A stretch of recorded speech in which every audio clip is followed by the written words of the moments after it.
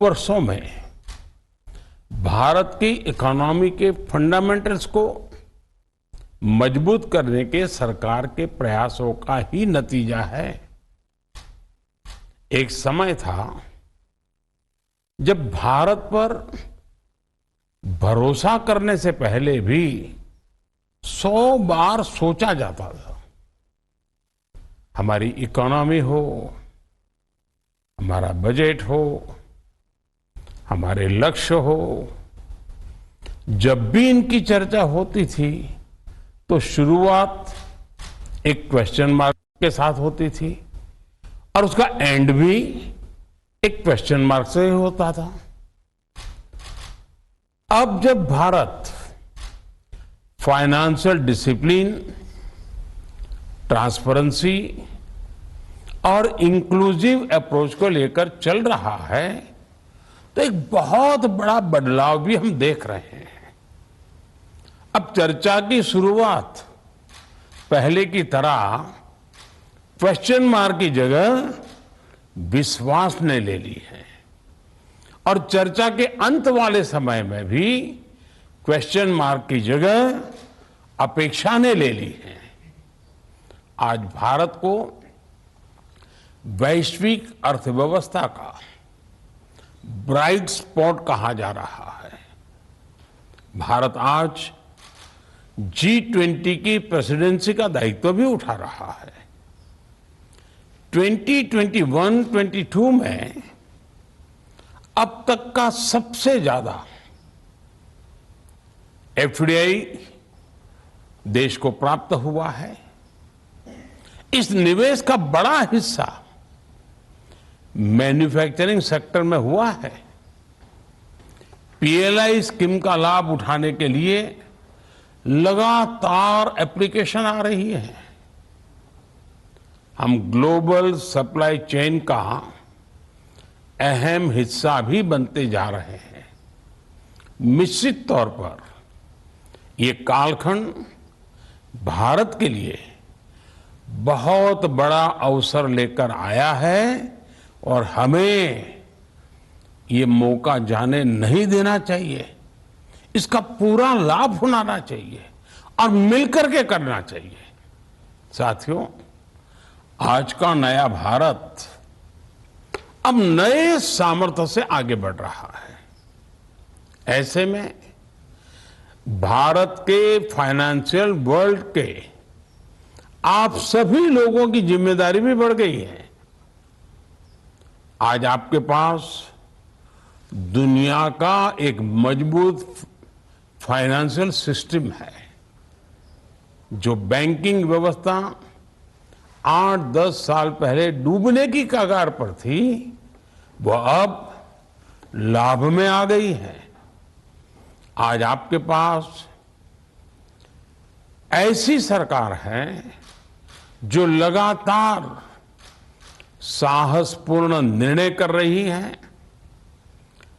नीतिगत निर्णयों में बहुत ही क्लैरिटी है, कन्विक्शन है, कॉन्फिडेंस भी है। इसलिए अब आपको भी आगे बढ़कर के काम करना ही चाहिए, तेजी से काम करना चाहिए। साथियों, आज समय की मांग है कि भारत के बैंकिंग सिस्टम में आई मजबूती का लाभ ज्यादा से ज्यादा आखिरी छोर तक, जमीन तक पहुंचे। जैसे हमने MSMEs को सपोर्ट किया, वैसे ही भारत के बैंकिंग सिस्टम को ज्यादा से ज्यादा सेक्टर्स की हैंड होल्डिंग करनी होगी। महामारी के दौरान 1 करोड़ 20 लाख MSMEs को सरकार से बहुत बड़ी मदद मिली है। इस वर्ष के बजट में MSME सेक्टर को 2 लाख करोड़ का additional collateral free guaranteed credit भी मिला है। अब ये बहुत जरूरी है कि हमारे बैंक उन तक पहुंच बनाए और उन्हें पर्याप्त फाइनेंस उपलब्ध कराए। साथियों, फाइनेंशियल इंक्लूजन से जुड़ी सरकार की नीतियों ने करोड़ों लोगों को फॉर्मल फाइनेंशियल सिस्टम का हिस्सा बना दिया है। बिना बैंक गारंटी 20 लाख करोड़ रुपए से ज्यादा का मुद्रा लोन सरकार ने ये बहुत बड़ा काम नौजवानों के सपने पूरे करने में सार्थक काम किया है, मदद की है। पीएम स्वनिधि योजना के माध्यम से 40 लाख से ज्यादा रेहड़ी पटरी वाले छोटे दुकानदारों को पहली बार बैंकों से मदद मिलनी संभव हुई है। आप सभी स्टेक होल्डर्स को कॉस्ट ऑफ क्रेडिट कम करने, स्पीड ऑफ क्रेडिट को बढ़ाने और स्मॉल एंटरप्राइज तक तेजी से पहुंचाने के लिए भी प्रोसेस को री इंजीनियर करना बहुत जरूरी है और उसमें टेक्नोलॉजी भी बहुत मदद कर सकती है। और तभी भारत के बढ़ते बैंकिंग सामर्थ्य का ज्यादा से ज्यादा लाभ भारत के गरीबों को होगा, उन लोगों को होगा जो स्वरोजगार करके अपनी गरीबी दूर करने का तेजी से प्रयास कर रहे हैं। साथियों, एक विषय वोकल फॉर लोकल और आत्मनिर्भरता का भी है। ये हमारे लिए चॉइस का मुद्दा नहीं है। महामारी के दौरान हम देख चुके हैं ये भविष्य को प्रभावित करने वाला मुद्दा है। वोकल फॉर लोकल और आत्मनिर्भरता का विजन एक नेशनल रिस्पॉन्सिबिलिटी है। वोकल फॉर लोकल और आत्मनिर्भरता मिशन, इसके लिए देश में एक अभूतपूर्व उत्साह हम देख रहे हैं। इस वजह से घरेलू उत्पादन तो बढ़ा ही है, एक्सपोर्ट भी रिकॉर्ड वृद्धि आई है। सामान हो या सेवा का क्षेत्र, हमारा निर्यात 2021-22 में ऑल टाइम हाई रहा। एक्सपोर्ट बढ़ रहा है, यानी भारत के लिए बाहर ज्यादा से ज्यादा संभावनाएं बन रही हैं। ऐसे में हर कोई ये जिम्मेदारी ले सकता है कि वो स्थानीय कारीगरों को बढ़ावा देगा, वो एंटरप्रेन्योर्स को प्रोत्साहित करेगा। अलग अलग समूह, संगठन, chamber of commerce, industrial associations, जितने भी व्यापार उद्योग जगत के संगठन हैं, वे मिलजुल करके बहुत सारे इनिशिएटिव ले सकते हैं, कदम उठा सकते हैं। मुझे विश्वास है कि जिला स्तर पर भी आप लोगों का नेटवर्क है, आपकी टीमें हैं। ये लोग जिले के उन उत्पादकों की पहचान कर सकते हैं जिनका बड़े पैमाने पर निर्यात किया जा सकता है। और साथियों, वोकल फॉर लोकल की बात करते हुए हमें एक और स्पष्टता रखनी होगी। ये सिर्फ भारतीय कुटीर उद्योग से चीजें खरीदने से कहीं ज्यादा बड़ा है, वरना हम तो दिवाली के दियों में अटक जाते हैं। हमें देखना होगा कि ऐसे कौन से क्षेत्र हैं जहां हम भारत में ही कैपेसिटी बिल्डिंग करके देश का पैसा बचा सकते हैं। अब देखिए, हायर एजुकेशन के नाम पर हर साल देश का हजारों करोड़ रुपए बाहर जाता है। क्या इसे भारत में ही एजुकेशन सेक्टर में निवेश करके कम नहीं किया जा सकता? एडिबल ऑयल मंगाने के लिए भी हम हजारों करोड़ रुपए बाहर भेजते हैं। क्या हम इस क्षेत्र में आत्मनिर्भर नहीं बन सकते हैं? ऐसे सभी सवालों का उत्तर आप जैसे अनुभवी फाइनेंशियल वर्ल्ड के लोग उसका सटीक उत्तर दे सकते हैं, रास्ता सुझा सकते हैं। मुझे उम्मीद है आप इस वेबिनार में इन विषयों पर भी गंभीरता से जरूर चर्चा करेंगे। साथियों, आप सभी एक्सपर्ट जानते हैं कि इस साल के बजट में कैपिटल एक्सपेंडिचर में भारी बढ़ोतरी हुई है। इसके लिए 10 लाख करोड़ का प्रावधान किया गया है। पीएम गति शक्ति की वजह से प्रोजेक्ट की प्लानिंग और उसे लागू करने में अभूतपूर्व तेजी आ गई है।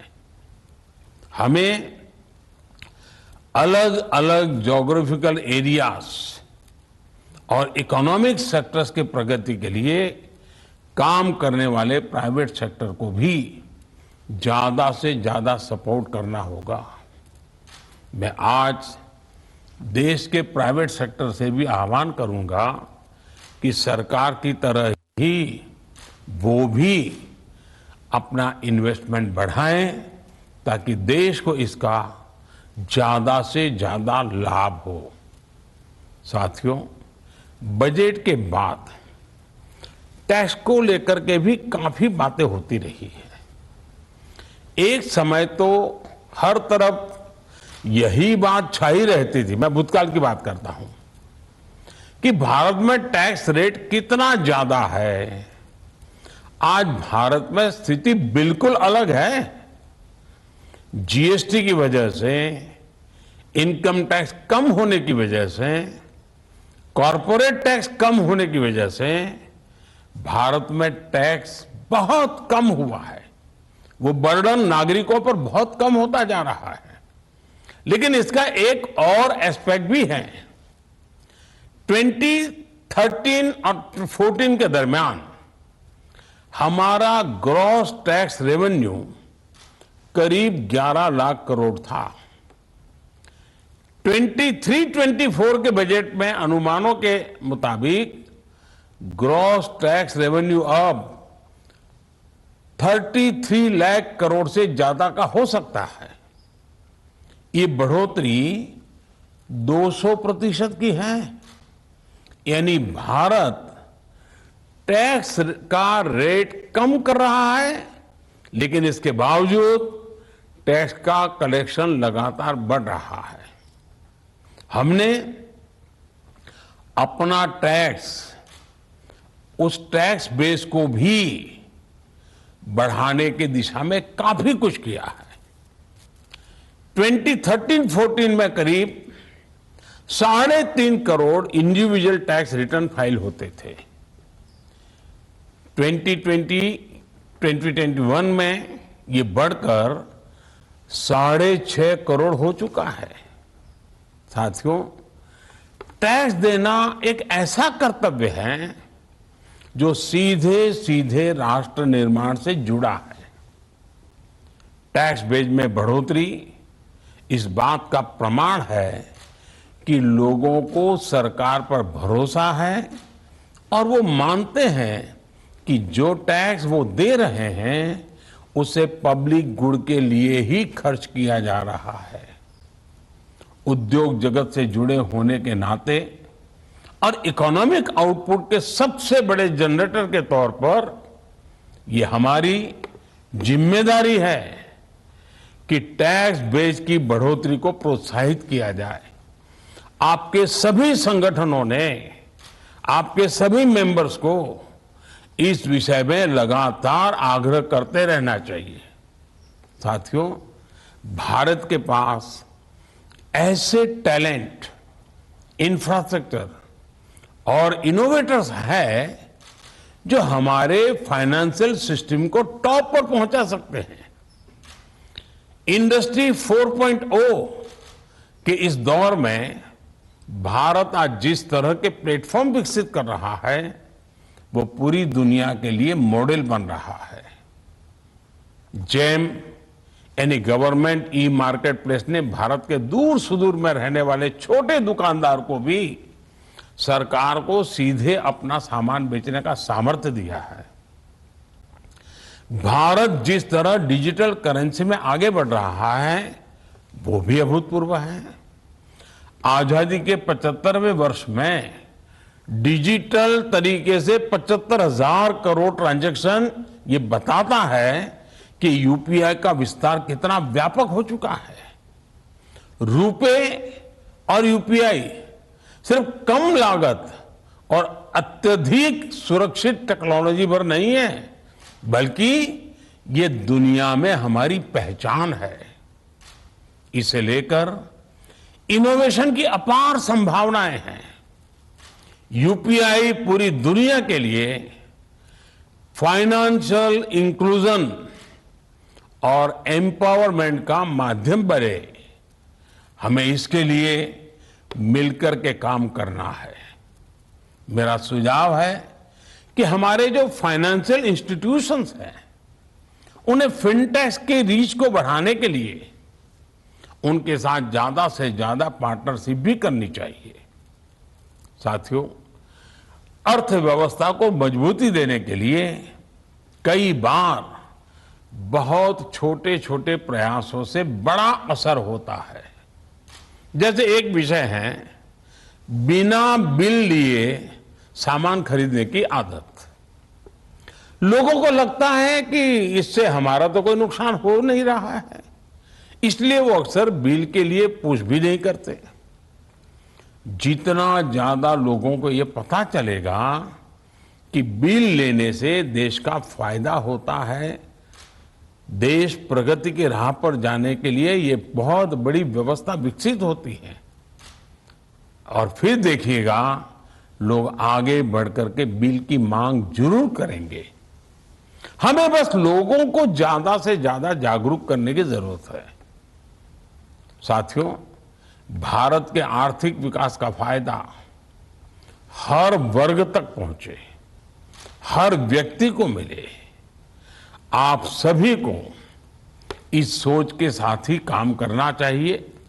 इसके लिए हमें वेल ट्रेन्ड प्रोफेशनल्स का एक बड़ा पूल भी तैयार करना होगा। मैं चाहता हूं कि आप सभी ऐसे हर फ्यूचरिस्टिक आइडियाज पर विस्तार से चर्चा करें। मुझे पूरा भरोसा है कि फाइनेंशियल वर्ल्ड के आप लोग, जिनके माध्यम से देश में बजट के कारण एक सकारात्मक वातावरण पैदा हुआ, आपने बजट की भूरी भूरी प्रशंसा की। अब हम सबका दायित्व है कि इस बजट का मैक्सिमम लाभ देश को कैसे मिले, समय सीमा में कैसे मिले, एक निश्चित रोड मैप पर हम कैसे आगे बढ़े। आपके चिंतन मंथन में से वो जरूर रास्ता मिलेगा, वो जरूर नए नए इनोवेटिव आइडियाज मिलेंगे, आउट ऑफ बॉक्स आइडियाज मिलेंगे, जो इम्प्लीमेंटेशन के लिए, इच्छित परिणाम प्राप्त करने के लिए बहुत काम आएंगे। मेरी आप सबको बहुत शुभकामनाएं हैं।